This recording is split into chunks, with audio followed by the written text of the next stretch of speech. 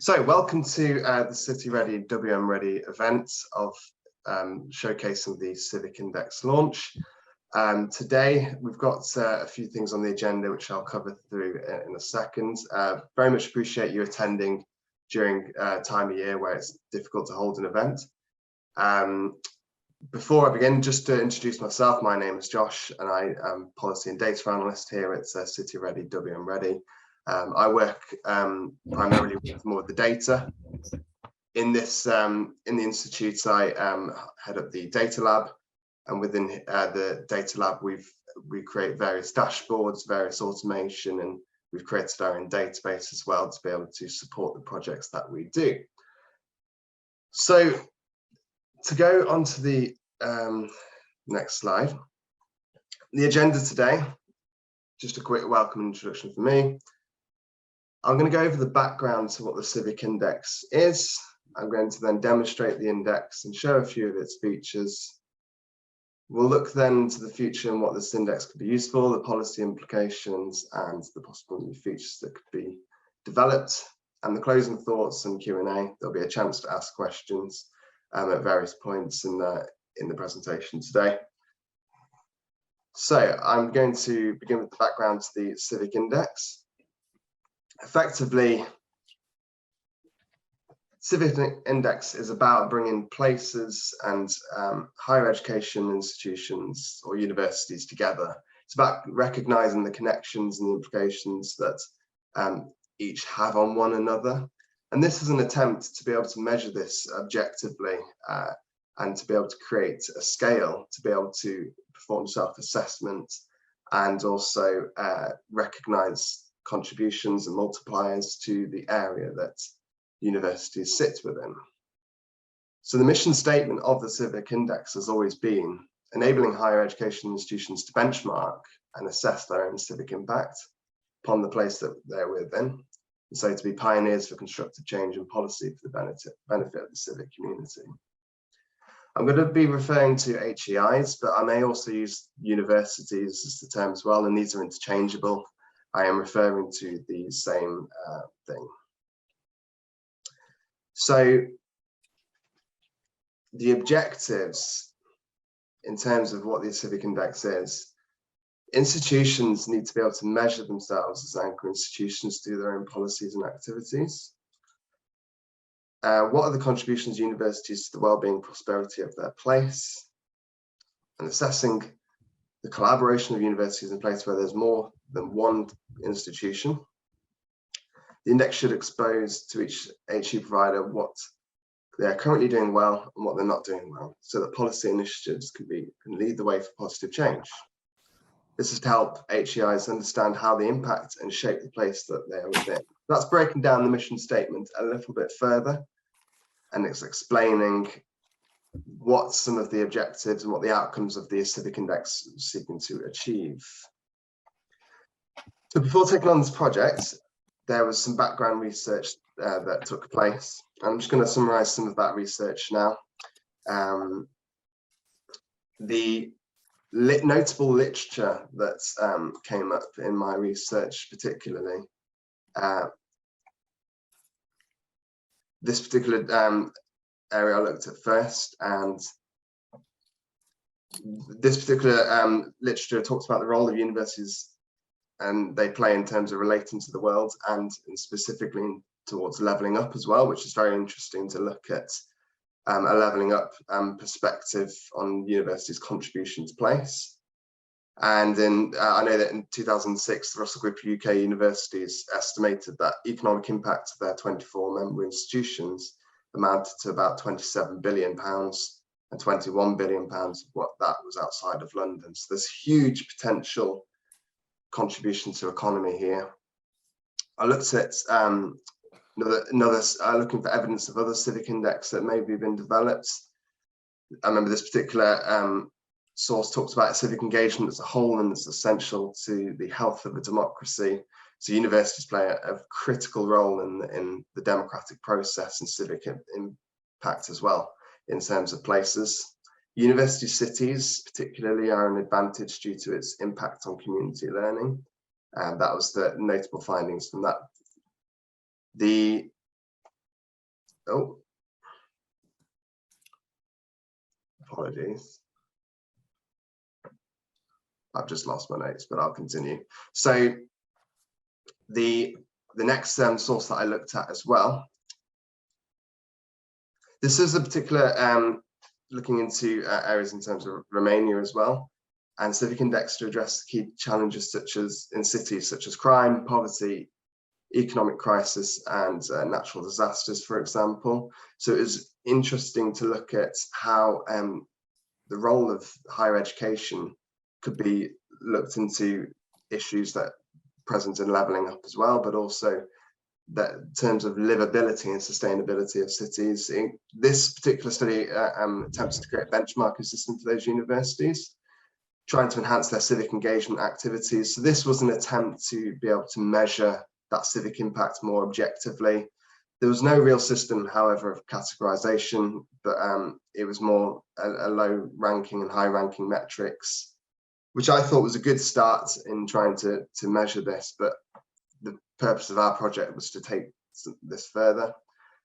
The next study as well, this looked into, it addressed the importance of government incentivizing higher education institutions as drivers and key stakeholders and community civic engagement. I really liked this particular study because it was looking into how the government, it's up to the government as well to be able to support and help civic impact. It's not just on all the universities or higher education institutions to make this change. It's recognising the role of the public sort of sector in that as well. What I liked about this in particular explains very well the relationship of key partners involved with universities in fostering civic engagement. So this connected agency quite well.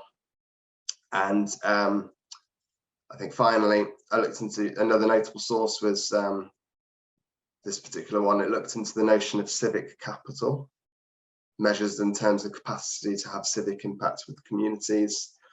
This one was particularly helpful in terms of helping break down exactly what this means in terms of civic capital. For example, it mentioned engaged residents playing an active role in making decisions in civic affairs. It looked into inclusive community leadership, where the community actively cultivates and supports leaders from diverse backgrounds, bring different diverse perspectives. Collaborative institutions, it looks into communities with good civic capital to have regular collaboration among the government, business, non-profits, sectors, and various other sectors, as well as structures in place that facilitate good collaboration. There's further points on embracing diversity and equity in terms of healthy civic capital, authentic communication in terms of healthy communication. Communities, need credible civic-minded sources of information. And a couple more, there was also culture of engagement needs to be facilitated. And this is often down at the resident and business level, looking at the role of non-profits and other stakeholders as well. And finally, creating a shared vision and values. Communities with shared values and civic pride have a common foundation for addressing public matters. So these particular sources were helpful in framing what the impacts on the area could look like. But notably from a lot of the research I did, a lot of the research looked into specific aspects of civic engagement and life, but no sort of objective sort of scales that could seek to show this in terms of figures. Since I've done this research, there has been more research that has come out, especially amongst the levelling up agenda as well. So there are other sources that I would like to mention that I haven't been able to mention. So initially, when we took this project on as WMREDI, we were in talks with our partners at Sheffield Hallam University as well, and a lot of the initial sort of research I started with inherited some of the ideas from there, and some of the proposals that we had between us and Sheffield Hallam was to look at looking at civic impact in terms of 5 different perspectives. This was institutional, economic, social, physical, and environmental. It also looked at the possible use of SDG goals to support the framework. This would include some level of sustainability that would be able to sort of bolster looking at civic impact. Is to establish an index that works with a large and diverse set of civic universities, and contribution to the mission of UKRI by assessing how research, knowledge exchange and allied activities delivers prosperity and public good, actionable learning for HEIs, links between universities and their levelling up agenda. And that was the main points from there. So moving on from this, we're looking at it's not good enough just being able to measure these things. We want to look at how we can maximize the impact of what an objective civic index scale can achieve.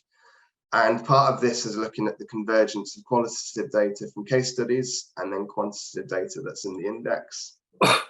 So being able to bring these two mixed methods together to be able to build a better picture of what's going on in terms of civic impact. The index should be a tool that can provide insight into higher education institution, how it impacts its surrounding area. It needs to be clear, it needs to create interesting insights that generate a discussion or possibly new policy ideas or implications. Notably looking at other things such as graduate retention was some of the best ways we can understand positive civic impact. If graduates are staying in their place, then it's really connecting the work that universities are doing and attaching that to the value added to the place in which the universities sit. Also using other really good data sources such as the knowledge exchange framework. We can use their metrics to understand the role funded institutions have on knowledge exchange for the benefit of society. So it's connecting civic impact with these other important frameworks as well, which can deliver much more of an impact tool there. I can't see anything in the chat. So before I begin, is there any questions so far on what I have presented? There will be another chance to ask questions. But if not, I will continue with the presentation. We're going to look next into the construction of the index, and at the end of this section as well, I then will show the index. But I just wanted to paint this background first before we have a look into the tool itself. So constructing such an index, we began with 43 metrics. These are some of the metrics on the screen that were included. These have been grouped into categories, but initially there was only 56 institutions that were included. It became quite clear that we needed to include more because there were plenty of universities there that weren't included. So as we had to get rid of some of these metrics because the data is not available and you can only report on where the data is. And an index can't have missing data because it will penalize those that have missing data. So we had to add some more metrics, and I added some KEF framework here and also some various other metrics as well, which the sources are included with these, but not on the page here. So we had to drop down from 43 to 38 metrics, but we managed to then up the figure up to 116 HEIs. And the latest year is used for each metric. However, going forwards, now it's a yearly snapshot. So we're working with some data that's slightly out of date, but then when all of the metrics are updated, the whole dashboard will update. So this shows some metrics that had to be dropped, unfortunately. In particular, percentage contribution to local GVA was a really important metric here, but one that I could not include at this time. It might be added in later, but the point I'm trying to make is to get a good view of all the universities, the higher education sort of environment. You have to, it's a play between what data and what metrics you can use and how many you can include. Other ones as well, entrepreneurial impact ranking. This was in particular a tricky one to lose, because it really helps with looking at entrepreneurship, innovation sort of measures as well as part of the economy measure. Things like median earnings as well. Some universities choose not to publish some of their data on that, and various sort of multipliers as well lost. But we gained a lot of other very good metrics as well, particularly from the CAF framework, and so that really helped. We're going to look now into a bit more detailed methodology. I don't want to spend too much time on this, but just to go over effectively how the index calculates and scores each university. So there are 3 scoring points. There's a metric score, there's a category score, and then an overall score. And all of these are between 0 and 1. To give a visual diagram of what this looks like, you have the overall score, which can then be broken down into categories as well, which helps understand where universities are doing well and what particular factors maybe drag down their overall score or their category score. At the metric level on the bottom there, you're always going to get a university that scored 1 and one that scored 0, because they're effectively the top and the bottom. But as you start to average these scores together to be able to bring category scores and then an overall score, you do start to see you don't start to see the 0 and the 1s happening, because if an institution had an overall score of 1, that would mean that they came top in every single metric, which doesn't happen. But there are, where they've become higher up on each of the metrics, they'll score higher in average sort of categories. So this is the engine effectively behind scoring all of the higher education institutions. So looking quickly at the formula of how this works, I've taken a metric example. For example, we have values of contracts with companies. I've since updated this and added some more elements into this, because this is just looking at total value. We've got, the first thing we need to note is what's positive and what's negative. So is this a negative or is this a positive metric? This particular metric is a positive, because the greater the values that companies are, contracts that companies are having with universities, the more engagement effectively that is having with business communities, for example. So to look at the formula here quickly, effectively this is how it works. Not focusing too much on the detail here, but it's more to point out that positive metrics have created a score, and the negative metrics are the inverse is done, where it's taken away from 1. So you're finding out what's the opposite end of the scale there, and that starts to bring the metrics to be able to, you can then compare positive and negative metrics together. So for example, the higher the score of the value of contract with companies for a university, the nearer towards 1 it will be, and the max value in terms of the university will have a value of 1, and the university with the lowest value will have a score of 0. If this was to be the other way around, the higher the number, the lower the score, the index score would be. That's how you can compare them together. So yeah, it will always be a value between 0 and 1. And that's effectively, some indexes can be out of 100. This is effectively the same, but you're just doing it down to a different decimal point. Category scores are effectively all the metrics that are average. So I'll go over the categories soon, but there's 4 categories, and each category will have a certain amount of metrics allocated to it. And same with the overall score as well.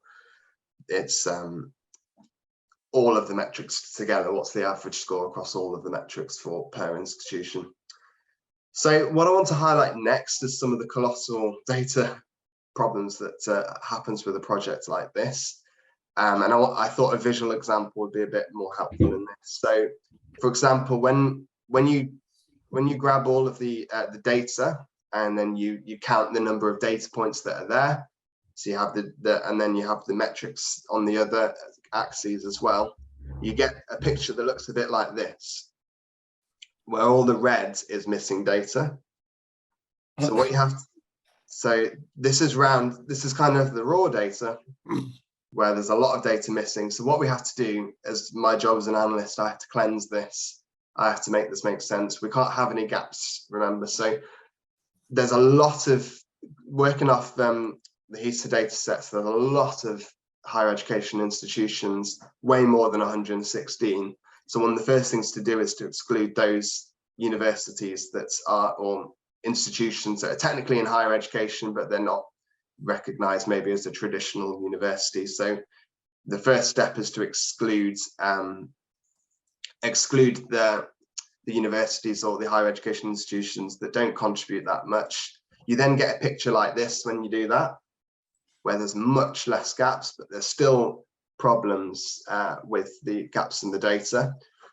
So once you have a list of universities that you must include, you then need to start looking at whether to exclude the metrics instead to be able to create a full picture. And so then if we then do a round two of excluding some, we get a bit more of a uniform picture like this. You start to see some patterns here where the blanks are starting to go more across the rows than they are going down columns. And then final round of cleaning, you then get a view like this, where you've got no missing data, and you now have an environment where you can compare universities. There is a couple of anomalies I need to add in. So with some universities, it's a very rare case, but there's one particular metric where I think it's Oxford and Cambridge, they choose not to share some of their data, whereas all of the other universities do. And it might be, off the top of my head, it might be something to do with median earnings or something to do with the graduate statistics. And in that particular case, I penalised universities not sharing data that they should be sharing. So you'll see later in the index, Cambridge has suffered a little bit because of that. But because every other university or every other major university is sharing this data, it's almost an encouragement to make the data environment a lot more open, which would help us do better research as well. So there's that one exception there, but apart from that, all other metrics in universities had to be excluded. So I've highlighted some of the problems that is working with the data in this. I just wanted to highlight a little bit more some of the data challenges that are there. So when looking for data, looking for the raw data really, finding a data source that addresses all the institutions and not just one of the institutions is quite difficult. Being part of the University of Birmingham, there's a lot of data that we collect ourselves that we don't have for other universities, so we can't use that data because unless we're doing an internal assessment, to bring all of the universities together on a map means that all the data has to be available.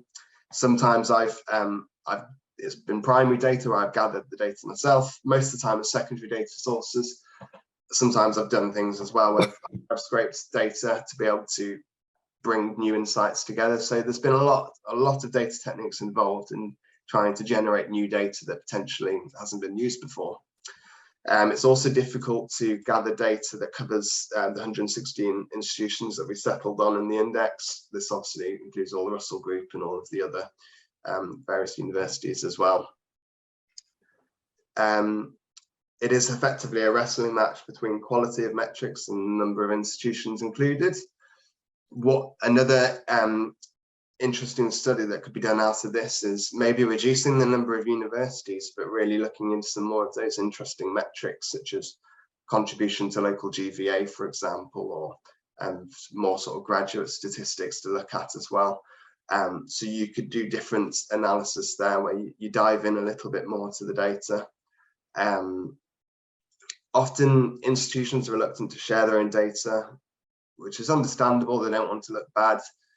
And often universities want to say where they're doing good. So it's what I'm referring to here is looking at ways that the data culture can be changed, that we can encourage a free and open methodology effectively of collecting data on universities with the aim in mind to be able to improve and help lift every university up to be able to contribute more to their local area. The final point as well, some data for categories is particularly difficult, so finding economic measures for all of the 116 HEIs proved quite difficult. There was a few ones that I had to exclude that I would have loved to have included in the economic categories. So the index it's an indication. It will show various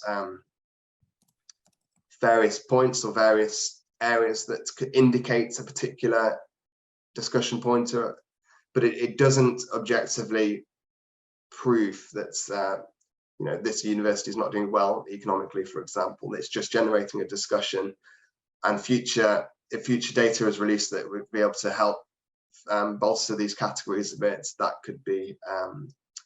could help with the research as well. Finally, the index relies a bit too heavily on some data sources such as KEF and HESA, great data sources.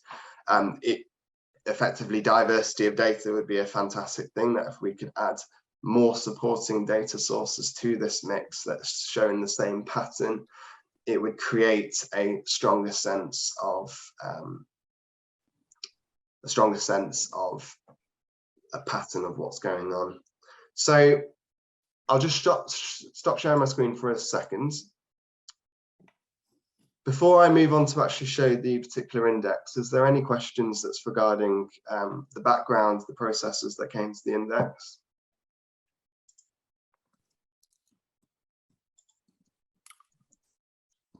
If not, I'm happy to move on, and there'll be a Q&A session at the end as well. So I'm just going to change over to a different screen, and I'll present the index to you.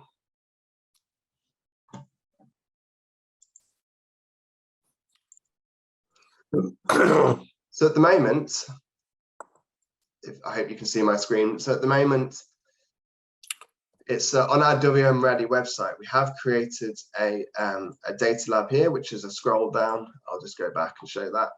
So you can find out various projects that we're into, our research themes, and the data lab in particular is down here.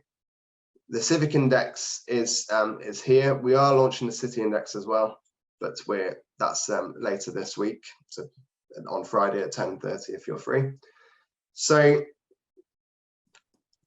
this is what we're presented with when we see the index. And I just wanted to highlight some of the navigation at the top here. I'll go over what each of these areas mean, but this is the landing page to the index.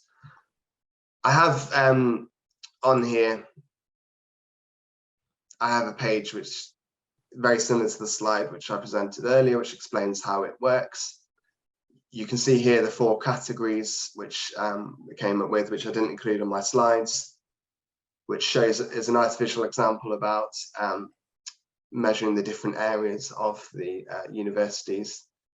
There's also a diamond that is formed that helps visualize what these performance and categories are. I've also got a section here talking about in a bit more detail what the methodology is and the overview of the beginning of the project. If we go to the first page, which shows some insights, if I go to total and category scores, we have on the left here, we have an overall score system here, and this is where you can see the league table effectively of universities. The University of Oxford ranks at the top, which might not be a surprise for some people. What is a surprise to me is the University of Cambridge is a bit further down the list. Here it is. And partly we can explore why that is in a second. So, and then you can scroll down here all the way to the bottom as well, and you can see who's not performing so well in terms of their contributions. You can also change the order as well if you want to as well. But I find this view the most helpful. If I look over to the right now here, you can see this diamond I was speaking about. Excuse me. This here gives you a list of all of the universities that you can put onto the map. And I've got one loaded in now already because it's the first on the list. And this shows effectively the different scores along the axes for each one of these categories. You never get universities up here near the top because if they were to be at the top, then they've got a perfect score of 1. It's a mixed bag in terms of who's performing best. What I like about this in particular as well, if you highlight a point, it brings up a list of those metrics that are associated with that category. And it looks into, you can see along the the right-hand side of this pop-up box that it shows a score where they rank out of the 116 universities, and that color along the side gives you a visual aid of generally the performance there. And if I was to switch to another point, sometimes it's a little bit slow loading. There we go. It then presents the new different metrics as well that are in there as well. So this is a really handy tool to be able to compare universities. I would say at best you could probably compare maybe up to 3 or 4, but you can technically load them all in if you want. But it becomes difficult to pick out what is what. So that gives you the idea of the range there.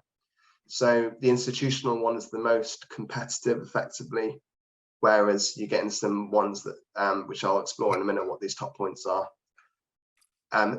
The least competitive category in terms of the distribution is environmental and physical. There are some universities that are really out far ahead and some other universities which are very near the middle on that. I'm going to explore some of those points in a second. So what's particularly interesting, this dashboard is meant to generate discussions and insightful points. It's looking at, you can look at, okay, what are traditional universities, their contribution, what were polytechnic universities and what are they contributing as well. So there's a few case studies which I've noted of. So if I look at the, I think it was the Royal Veterinary College. If I load this one in, this is a very interesting one it's very heavy in 2 particular categories, and then it's not so strong in others as well.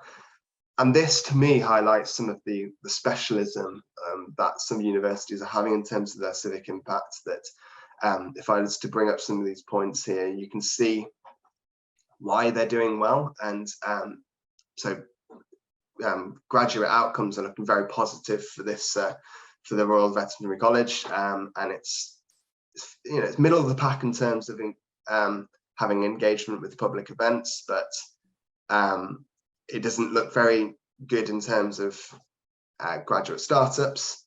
But we've got 3 green colours there that are really pushing up the scores, and so because it's performing quite highly in 3 of those categories and middle of the road for a couple of them, it generally pushes up the score quite high. Again, if we look at the economic contribution, you can see here a lot of green, which shows how strong it is here. But then when I get to the environmental, there's a lot of points here which it really doesn't do well on at all. It doesn't seem to be a clear aim of this college to be able to focus on their environmental impact. So this is where it can be used as a self-assessment tool effectively to be able to see where universities aren't doing so well. What I meant to mention as well is originally in the proposals, there was 5 categories, and in creating this index, I joined environmental and physical together, partly because of the data, but also I felt that these were quite similar in terms of their impact. Physical looks at estate management of universities and various other sort of facilities. Environmental looks more into sort of its area or its impact. What I like about this as well is there is at the top here, there is a switch tool. We can actually change the view and we can now look at places, which because I've got the Royal Veterinary College loaded in, it's not showing up now, but this is one of the USPs of this dashboard as well, that you can switch to the place perspective to be able to see effectively what are the average contributions of universities. So Birmingham has 5 universities. I think it has 4 loaded into this data set. It looks at the average contribution from an institution in Birmingham. Some places only have 1 institution in their local authority. So the average contribution is just going to be the university score. But we can see here, it just gives an interesting view in what's in how connected universities are to their place. If I was then to, what I meant to say, sorry, was Oxford before, if I switch back to the HU provider, University of Oxford is at the top, but then when we go to the place view, Oxford falls down the rankings a little bit. There's another university in Oxford, which is Oxford Brookes, and it's because it's combining those two universities, or it's looking at considering both of them. It does drag down the average contribution of institution a little bit. So that also gives insights that the disparity between the contributions that Oxford University is doing and Oxford Brookes is doing. In reality, Oxford Brookes is specialising in other things, and obviously Oxford is a very old institution that's very entrenched in effectively the city of Oxford. So again, you can start to view different places on here as well, and you can also use the search tool to be able to make things a little bit easier.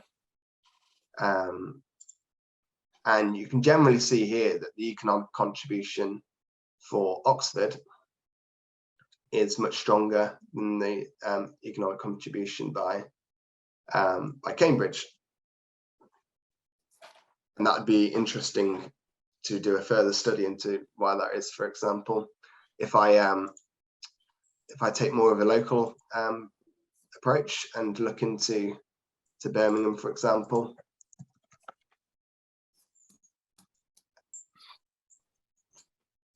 and also consider maybe a place like Manchester.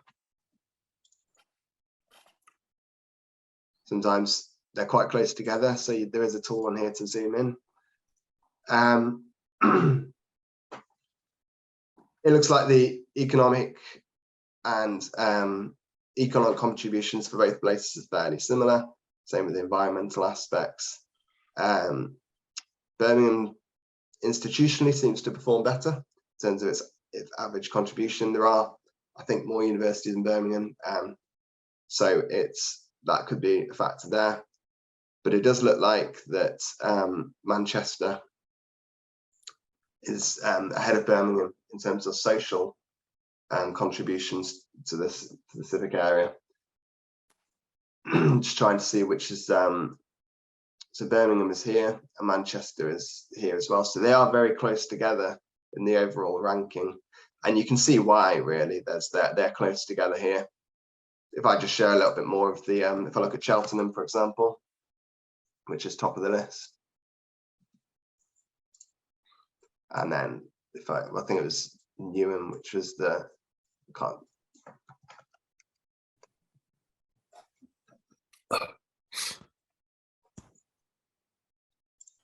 I think I have Manchester loaded in still. Let me just take that out for a second. So you can see the sort of the range here. I mean, Cheltenham's really doing well in terms of its environmental and physical, and that will be, I think, it might be the University of Gloucestershire. I can't remember which university sits in there. So that gives you kind of like the range effectively on that. Other areas I wanted to draw to. We've used this tool so far to be able to see the ones that are extreme or effectively doing well in one particular category. We looked at that with the Royal Veterinary College in the HE view. If this index also kind of illustrated to me that you can see who are the all-rounders, who are the ones that are generally doing well in all areas. And I think off the top of my head, this was Charnwood and Sutton as well. Different sort of range, but it's more of the shape that I'm concerned with. That if I take Sutton out again for a second, you can see here that this is yes, it's performing better environmental and physical and social than possibly these other indicators, but this is considered more of an all-rounder university, whereas other universities like Cheltenham really, it's really exacerbated in terms of environmental and physical. So you can start to see specialisms in terms of their contribution. So it might be the aim of the university as well, or the local authority that's looking at this from a geography point of view, that actually we want some more all-round contribution. We don't just want one particular area of huge contribution as well. So that could implement policy in terms of what any missing areas or gaps where institutions should be, perhaps, or the potential gaps really that I'm talking about. So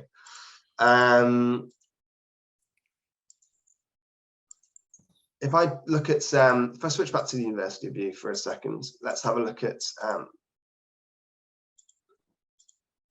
going to look specifically, I'm going to choose 3 universities from the Birmingham area. And because if I load it in anymore, it gets a little bit messy. This is particularly interesting looking from a local point of view, to be able to understand the impact that our universities are having.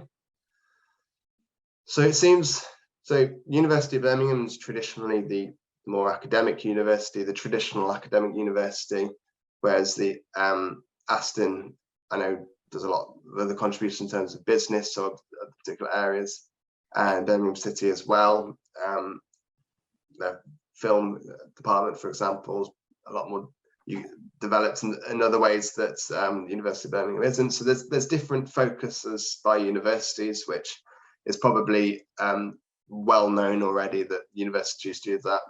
You can see that the economic contribution by the University of Birmingham here is very strong.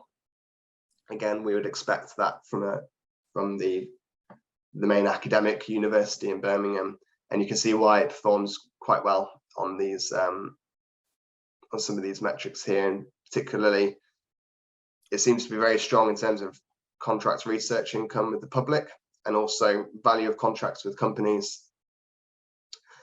But you can see that the other universities contribute to Birmingham differently than University of Birmingham. And particularly Birmingham City and Aston are really doing well in environmental and physical there. Things like, looking at environmental sustainability and carbon management, Aston's really leading the way in terms of that. The University of Birmingham lags behind a bit. If I can, yeah, there we go. So you can see there's more reds and oranges here. I don't know if that's an old school mentality, or if that's being the largest campus, maybe it's difficult to make changes. I haven't looked into why. University of Birmingham has a more institutional impact. So what constitutes the institutional category? It's things like patents filed. Birmingham, actually, University of Birmingham here is actually top of the ranking for regeneration and development income from all sources. So what this shows here, that it's a well-respected institution in terms of its effectiveness as well, which you'd probably expect from a university that's been more sort of established. But again, Aston University is really doing well in terms of social impacts. It's doing, it comes top of the list for staff and student engagement. So there's some real takeaway points from here, and how each university is important to the city of Birmingham, and how it contributes and engages in terms of the civic area. So there were some useful insights that I found there. There are way more insights that if you spend time on this tool that you can look into. I could stay here a lot longer and do a lot more. Just to double check as well, when you flick to place, I need to load some values in. It starts to give you a metric score out of 74 instead of the 116 universities, because yeah, so there's 74 different. I've used local authority area as the unit of geography for this index, but it will give you a it gives you a different view in terms of that. So that's I just wanted to check that was present in the dashboard. So what I'm going to do next, I just want to cover the next sections that are in here as well. So we have to be able to explore metrics a little bit further. So for example, if we we'll go to a HE provider view and we'll put in those universities that we looked at before. This is a tool here which I find helpful to be able to just engage a little bit further into the actual values. So active businesses after 3 years, there's a value here called average value, and that's 140. So you can start to see a little bit more of the breakdown, and we've got a dual axis here, so you can see what the metric score is, and you can see what the value is and how it corresponds. So I find this a little bit helpful in terms of exploring the metrics a little bit more by category. For example, if I just wanted to look at social indicators, I can just look at this list here, and you can start to see the colors correspond to where they are in the master list. If I was to load all the values in, it's and you can rank them again using that tool there. But it helps you explore metrics a little bit by category, and just to dive in a bit deeper on what these scores are. And again, on all of these, you've got the geography and university sort of view, so you can explore on those two views. So, moving on to sorry, was there a question there? No worries, I think that was just some noise in the call. If I move on to the next tab here, it's a bit hard to show all these views. All the university names here, some of them get very long. That's something I might change, where you can view the bar a bit easier. So there's little enhancements that need to happen here. I like in particular this this sort of map view, where it just starts to help show some different insights in terms of the spatial distribution. Sometimes it's useful to see if there's groups, you can visual sort of clusters of what's happening with the universities. So I'll spend a little bit of time on this. One of the things that I found interesting here when I was doing my my case studies, if I go to the environmental and physical section here, what I found was if we look at carbon reduction, we're looking at the place. This is something that isn't really probably surprising, but I noticed that urban areas are better at reducing their carbon emissions than rural areas. So for example, the city of Bristol, and then you look at South Gloucestershire, huge difference there in terms of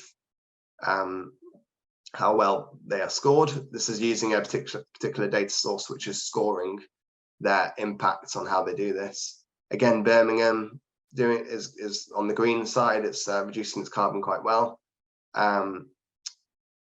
Generally, yeah, Cotswolds is a bit less. Areas in London, I've broken up London into its local authority or its boroughs, because it's a better view in terms of London. As you get out towards the outside of London, it starts to go down.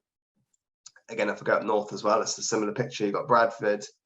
Leeds maybe bucks the trend a bit, but then you've got whole sort of area. So generally, that I noticed something quite interesting there. You've got Sunderland, which is doing really well. You've got Newcastle, which is doing well, but then you've got County Durham, which is struggling with its carbon reduction. So that's from how using the map view, I was able to discover that insight, that there's effectively just knowing the geography of the UK. It really helped understand that. Again, Cornwall as well, quite rural, struggling to reduce its carbon in relation to other places. If we then flick over to, let's look at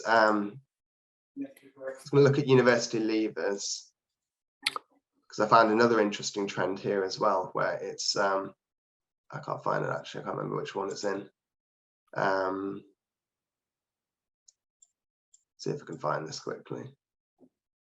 Okay, yeah, please. Yeah.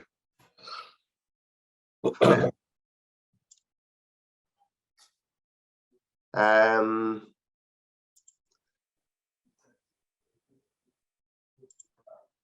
be an institutional. I can't find it right now, maybe because I'm presenting and it's just escaped my mind. But there is, I noticed looking into university leavers that they tend to be nearer to London, which was interesting to look at. And that probably reflected a little bit in terms of the opportunities that are in London as well, and it's we're outside of London, and that was another interesting case study where I was looking into why that is, and there's an emphasis around the capital as well. So there's various sort of insights which you can see in terms of looking at the map view as well. I can't find it today, but it is in there somewhere. It's what happens when you have too many metrics. The might be the positive. But looking at London's quite interesting here anyway. You've got some of the worst performers here in terms of positive outcomes of graduates, and then you've got Sutton, which is really high there as well. But it doesn't tend to be much of a not much of a distribution there really to look at. But again, I can change this to HU5. It becomes dots somewhere the universities are. So this is really helpful as well to be able to explore other factors as well. So if I go to a good one, I think is University of Oxford and Oxford Brookes. If I go back to, you could look on the diamond on this category here, discover some areas which are not doing so well maybe, and you could then explore it on the map. So it just helps. It helps within adding within a place, kind of seeing how universities are doing, which I thought was quite useful as well. There's quite a few different tools that can be generated here. I must point out, I forgot to mention that it is effectively an English index. That the data often doesn't include Wales, Scotland, and Northern Ireland. It does on some sources, but with the challenge I said earlier about missing data, it's not something that you can often incorporate. So moving away from this map view as well, we've finally got the metric glossary, where it looks a bit more into what you're looking at here. It's got the source, it's got the year that it came out as well. So most of the data, I think the latest, the oldest year we have is 2018. Some of these are actually up to date in our database, but because we're now releasing dashboard as a snapshot, we're looking to update them all effectively at the same time. And you can again narrow some of these areas. So you can just look. I just want to look at the economic indicators, and it gives you a view here about what you're looking at. So that's that hopefully kind of what's really difficult with these dashboards. It's difficult to be able to show a lot of detail, but also show a summary view at the same time. And it's you don't want to get too specific, but you want to give the options there for the user if they want. And I've tried to include everything in here that can help an analyst or a user to be able to look at this and get some insights here. Like I said, this is live on the website. You can play with this and you can have a look at the insights. What I'll do now is just quickly look at some of the, I've got a slide on this, but I might as well talk about it. So what are the future aspects of the Civic Index? There's discussed before, it'd be maybe good to look at adding in a new category. It'd be interesting to add something looking into policy, for example. Policy impacts would be really interesting to see how well universities are doing in that area. That remains a bit of a difficult area to look at because some of the data in policy is non-existent, and also is there's some data, for example, about how many mentions does the university get in Parliament, for example. But tracking those sorts of data is quite difficult. There's no data source that really does that. You have to gather that yourself. So it's a bit of an experimental category that may never see the light of day, but the connection of this index to policy is really important that we highlight how that translates effectively. We're also looking to write some academic papers, and as part of connecting the qualitative and quantitative sides of this as well.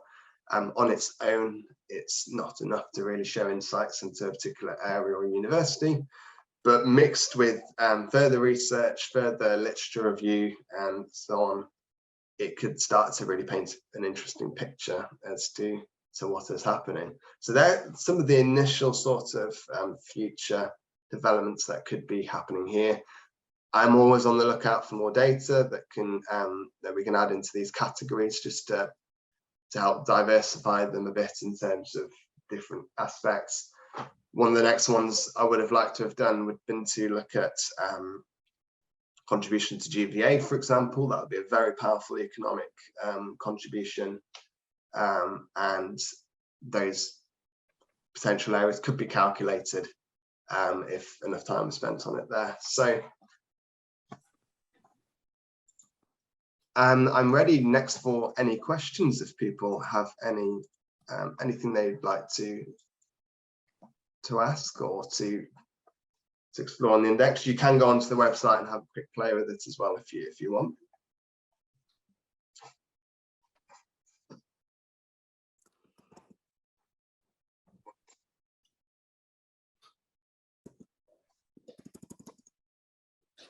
Yes, Beck.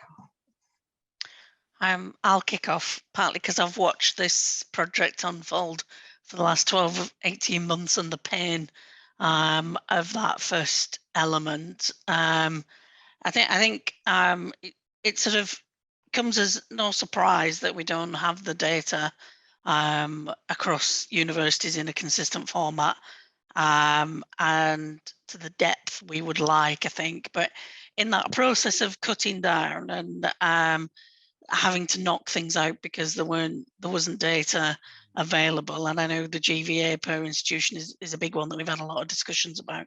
Are there other areas that you think, or you think there is a sort of a killer data point that is missing that would really add to our understanding of the contribution of universities to this agenda?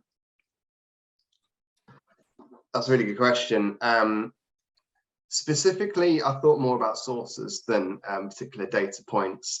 Sometimes going down data points saying, I want this, can almost feel like it turns into a wish list, which is helpful sometimes to be able to look for that data. I've been quite interested in the digital realm to be able to see if we can capture university social media impacts, for example, or looking at sort of the digital sort of community in terms of how universities do on there, because in an increasingly digital world and a post-COVID world as well, it'd be interesting to gather data from that point of view. And there's further breakdowns that you could do within there. You could do some sort of sentiment analysis on that. So you could generally explore how universities are engaging with their alumni, with their current graduate students, for example, and this could probably be used in the sort of the social score there.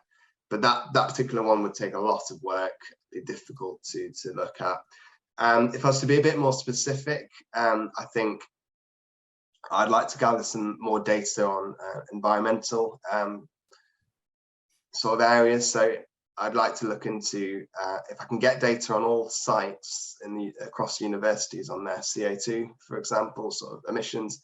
That would be really good, because at the moment it's done more sort of as an estimation. So I'd be really willing to look out for data which looks at more environmental factors like that, and not just carbon dioxide, maybe some other sort of pollutants such as I think nitrous dioxide. No, not that one.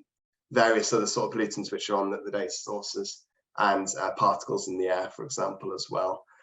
There's also, I mentioned earlier in my presentation, I'd really want universities who aren't publishing some data, so usually it's kind of Oxford, Cambridge, to publish some of the data as well. So there's potentially more graduate data sets that I'd be interested in as well, which could be used for institutional and social sort of measures. I'd like to in particular, I'd really like to see the flow of graduates from local authority to local authority. I don't think that would probably ever be released at that level without, you might have to do a request because I've used public data. So that would be very interesting, because I think retention is one of the top measures really for showing how well the university works with its place. So there'd probably be, just to name a few, some of the areas that I'd like to look into more. But yeah, and obviously the GVA contribution as well. That's one which I've mentioned several times now because I really wish to include it.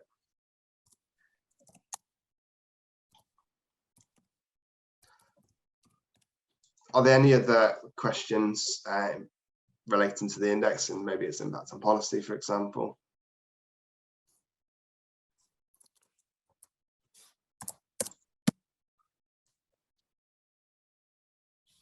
We did some internal work, Josh, at Birmingham, where I chaired the internal working group looking at policy impact, and we had a lot of discussion about the indicators, because there just isn't really any good indicators. People tend to rely on the mentions in Hansard type stuff, which for anybody working in policy, that's a thing that's far removed from the actual policy making. And one of the things that we did look at is looking at where members of staff hold positions within sort of policy working groups or advisory positions like chief scientist, etc. Because the influence of those roles, where you're effectively working hand in hand with the policymaker, is important. But again, I think that would be one that you'd have to scrape. I don't know whether anybody else has got ideas around the policy measures that might be useful to look at in terms of a sort of a next iteration of this, because it is quite difficult to capture that more networky, tacit sort of influence that universities have. And there's the issue of this index specifically measures the relationship of the university to the local place, rather than sort of international influence or even national influence, to try and fill that gap. And I think there is another issue there about how do we capture that influence mechanism at the local level. I know we've done other qualitative work, and Abby's done some work on sort of the strategy work that happens in Birmingham, for instance, but we've not really come up with a measure as such.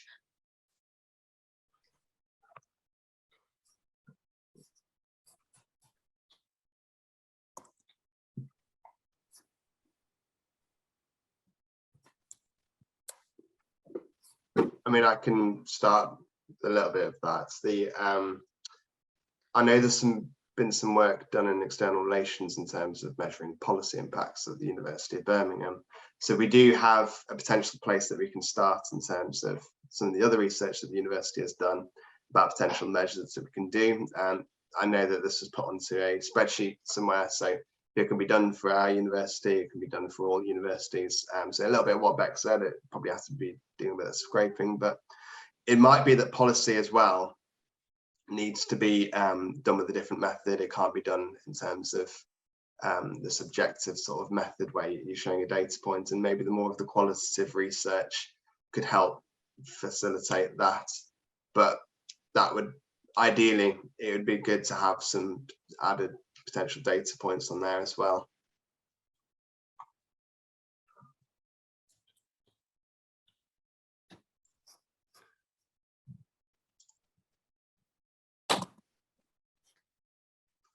Yes, Peter. Yeah, thanks, Josh and Beck for the overview. Looks like, you know, a very detailed piece of work, and obviously there's been some well, ups and downs, trials and tribulations during the kind of development of this, which happens when you work with policymakers. I mean, I've just got a question. For those of you who don't know, I'm executive director of Yorkshire Universities. We're the group that represents the universities in Yorkshire. So I'll be pouring over Yorkshire's universities, Josh, in terms of your index there. But we're doing some similar sort of work in Yorkshire with all of our local authorities and MCAs, trying to kind of get a better handle on state of the region, if you like. And it's more, I guess, a process question from me. You're in the Civic Index introductory page. It's got local authority kind of logos, and I think LEP logos as well. Is there anything you can say about the development of this toolkit with policymakers that almost could provide lessons for other areas? You know, in the sense of, one of the things in Yorkshire was, and we are doing at the moment, is critically, what is this not about, rather than what is it for? You know, with particular policymakers, you know, this isn't another instrument to put places into league tables and, you know, provide kind of a whole series of kind of metrics. And, you know, when we speak to our local government colleagues, they go, oh, for God's sake, please don't go back to local area assessments and multi-area assessments and all this type of stuff.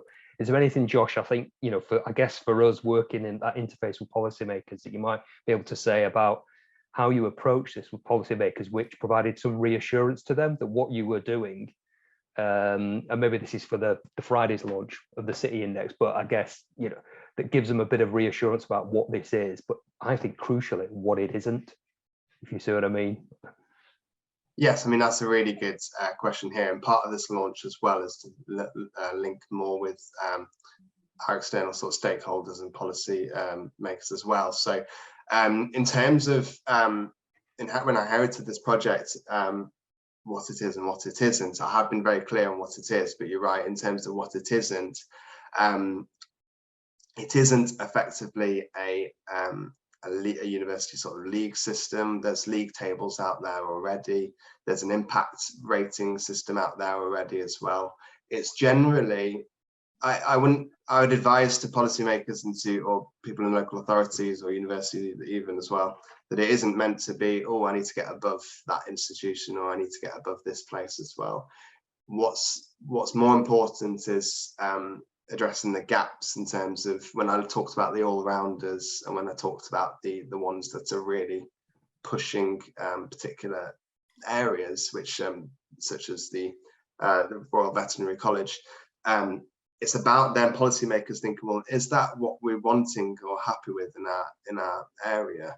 It might be that that particular university contributing in that particular way is exactly what the area needs, whereas another area might be saying, why are they focusing on that? We need way more of this. We want our institutions to be more economically tied to our city. We want this to be adding further social value to our graduates and public as a whole. So it's not a we need to beat these people in terms of ranking. We need to do better. We look bad here. It's not really that, because it's incomplete data.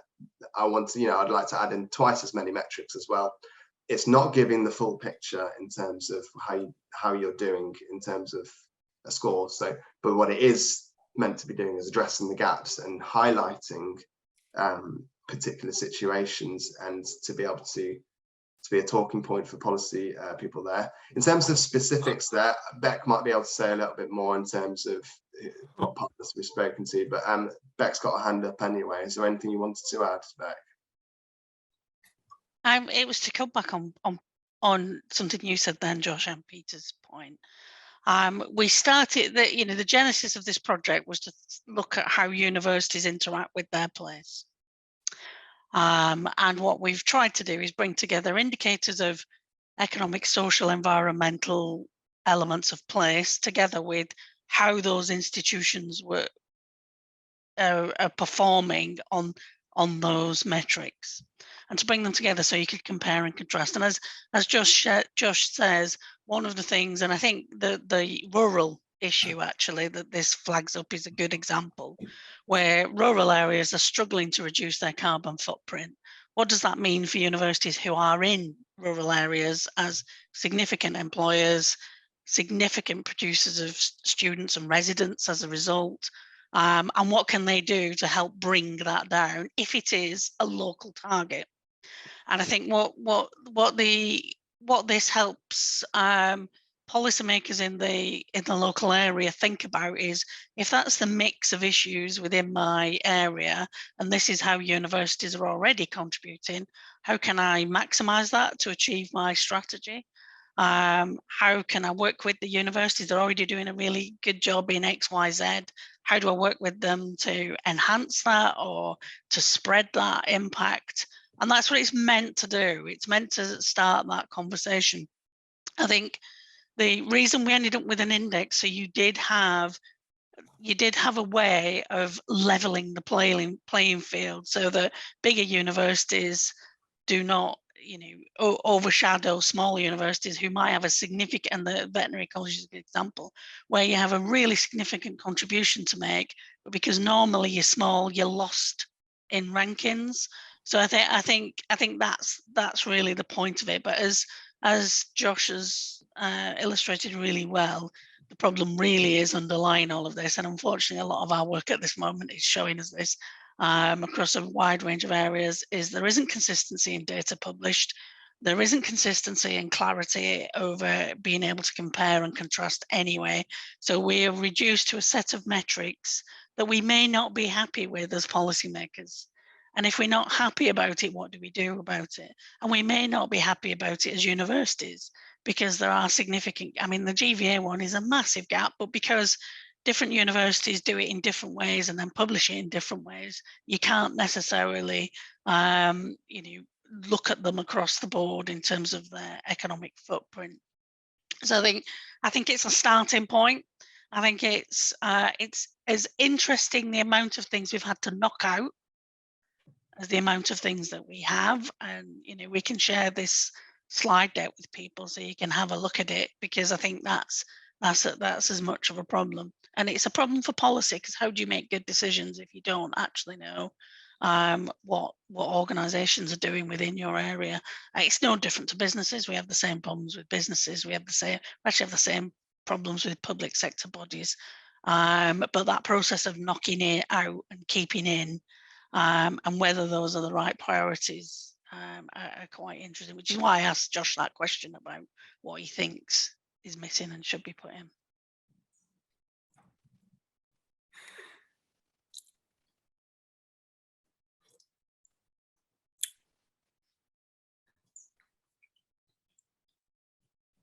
Did anybody have any thoughts or questions in terms of next steps? I know Josh has got a set of blogs planned that will be coming out around both this and the cities. I mean, I have to point out the Cities Index is different to this. It's a different set of indicators. It's not just a cut down set of this. We've approached it quite differently. But I suppose if anybody had any thoughts about next steps or how we might be able to promote or use this index, that would be useful for Josh and myself as we take this forward.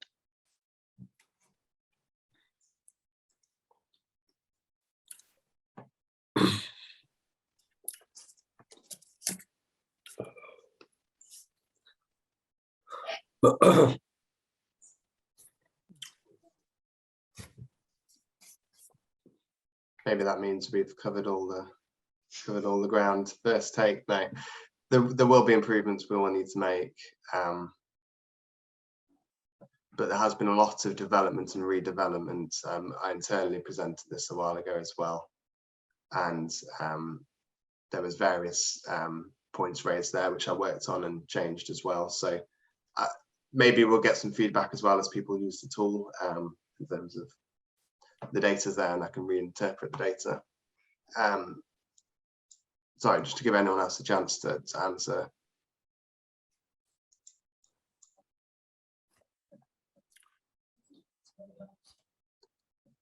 I mean, I did find the metric I was missing earlier. I might show that quickly. So looking at, hopefully you can see this map here. I was looking for a percentage of graduates no longer in higher education. And using the map view, we can see that there's, I mean, there's loads of universities in London. If we zoom in, we're getting some reds that are here. So they all tend to be fairly near the capital, in this sort of region sort of here, whereas comparing to the rest of the country, there's some kind of middle points sort of here as well, but generally that's another insight which I felt was really useful, that it's not just so we talked about rural areas before, that this goes into leveling up a little bit as well, where there might be potential points where the capital is one thing and the rest of the country is another. There might be more points as well that I haven't discovered yet that shows that sort of relationship, where there's like a lack of trickle down effectively from the capital. So I just wanted to highlight that it was in there, and it just shows some interesting insights to do with the spread there. Let me share my screen. Tuesday, my driving license. Do you want to go to the one in Selly Oak or one in Harper High Street? Depends what you want. We can hear you, Ash. Just to say.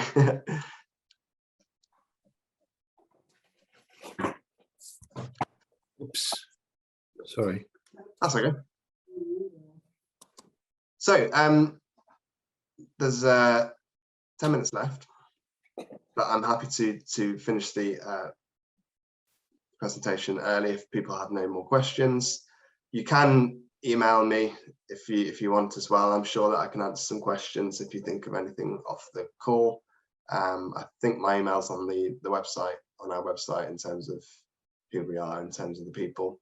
Just to highlight as well that we do have another event on Friday, which was mentioned already. It's the City Index, and as Beck has highlighted as well, it is a very different tool. One of the main differences with that tool is that there's way more data, there's way more sort of comparisons it can make. It's looking at 61 different cities across England, and it's looking into 10 different categories there to be able to measure sort of different aspects of the city. So if you are free and available for that, it would be great to welcome you to our City Index launch as well. And that's at 10:30 as well till 12 as well. So if there's finally no more questions, I'm happy to finish the event here, and just to thank you all very much for attending, and have a good rest of the day.